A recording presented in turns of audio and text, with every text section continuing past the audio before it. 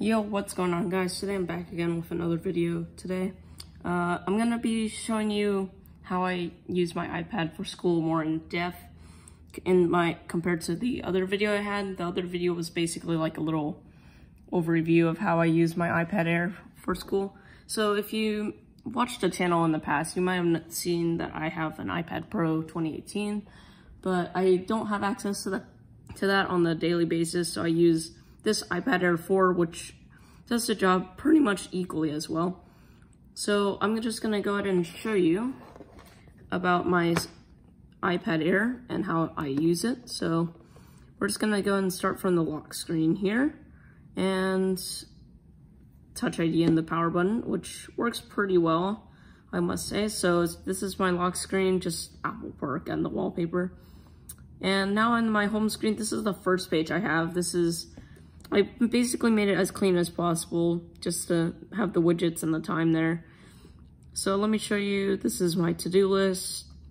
I have a stack of widgets here. I have some stuff about assignments in Canvas, since I use that still, weather, to-do list, news. I have some news here as well, reminders, clock, screen time, photos, and stuff like that. And then this is just a battery widget.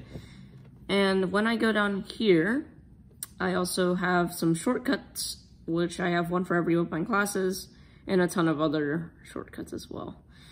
I have a lot of shortcuts. So let me just go ahead and start by showing you my dock right here. I have Safari, the default mail app, Zoom, calendar, files, and a folder of apps here. So I use podcasts, books, photos, shortcuts, Quizlet, iMovie, Student, Remind, like a little communication platform, Keynote, Pages, Numbers. I've been really using those a lot. Photoshop Mix once in a while, Reminders, just a dedicated shortcut to open my to-do list, as you can see there.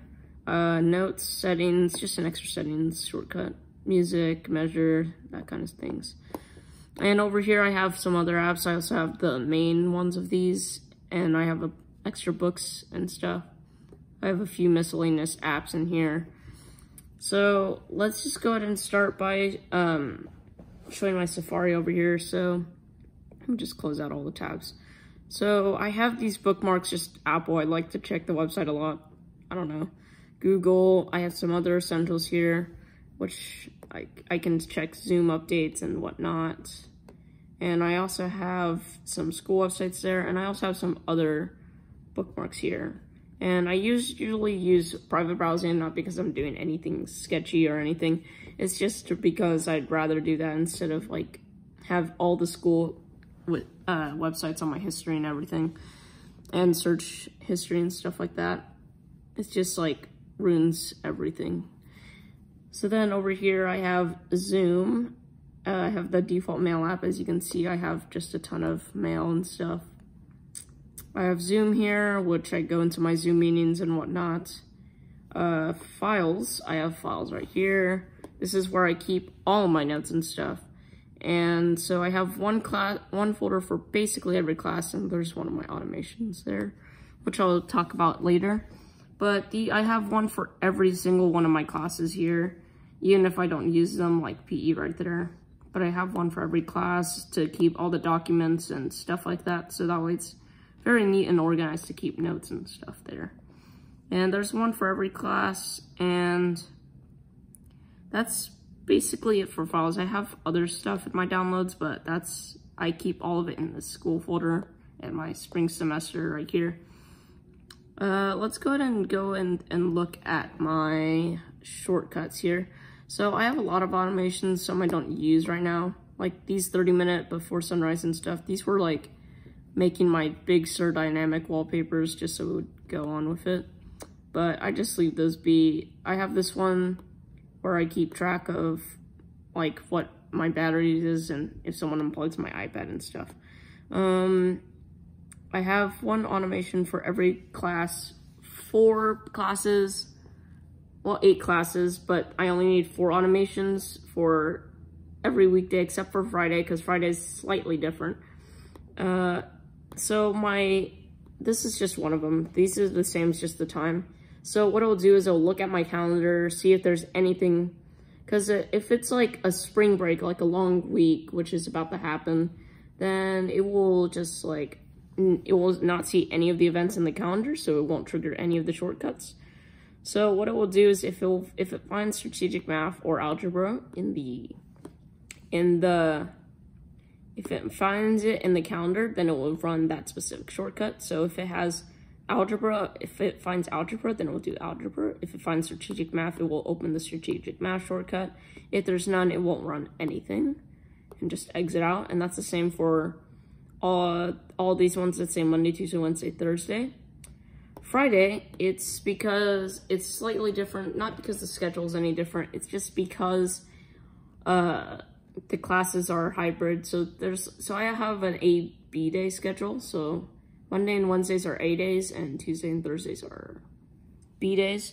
And Fridays switch between the two. So that's why I need this special one. So what it'll do instead, it will find A day or B day in the calendar. And then it will know since it's the timing. So if it's this time, then it'll run algebra or it'll run strategic math, or it won't do anything at all. Okay. So those are for my classes, more stuff. These ones I have down here. So this one's when I disconnect my iPad from power, it makes this little sound. Let me just take off my AirPods real quick so you can hear what it's like. So what it'll do is when it happens, it plays this little tone, which is one of those Mac OS Big Sur sounds. And just to let me know that the iPad got disconnected or if someone disconnected it and I didn't want them to. This one's to connect. So this one, it makes a little noise. And that's for whenever I plug in my iPad. I have one that I have 50%, a notification 100%. Here's the 100%. It has the same sound, but maybe I'll fix that in the future. 30%, it will let me know that I'm below 30% and below 15, and that's about it. I have an alarm stopped thing, and I have a lot of shortcuts. So there's some school ones, URL openers. Some of them I made up, and very few of them I actually like searched up and used. So that's basically all of my shortcuts there. So I have Quizlet, iMovie, pretty self-explanatory. Student is just a quick little way to see my inbox messages and stuff from my teachers and whatnot. Remind is another way to just contact my teachers, which I use. Keynote is like, if you've ever known PowerPoint, like Microsoft PowerPoint or Microsoft Word or Microsoft Excel, then you will know, then these are basically the equivalents, but from Apple for free. This would be the PowerPoint alternative, this would be a Google Docs or Word alternative, and this would be Excel alternative. Photoshop Mix, I basically only use it for combining pictures and whatnot through it. I have GarageBand here, which I actually use to make my song, so you might have already seen it on YouTube on my channel. But this one's my Cascade remix, and I made it here on GarageBand. And the iPad Air speakers compared to my iPad Pro is probably very similar. So that's basically all of my stuff on my iPad. I mean, that is basically everything. And overall, in terms of using it day to day, there's no stuttering, no performance issues at all. And I definitely do take advantage of the USB-C port right here, especially for connecting through Ethernet. Because I can just connect through Ethernet. So what I do, let me just go back and show you from when I actually first plugged it into this thing. So let me just go ahead and go to my library, go back a couple things.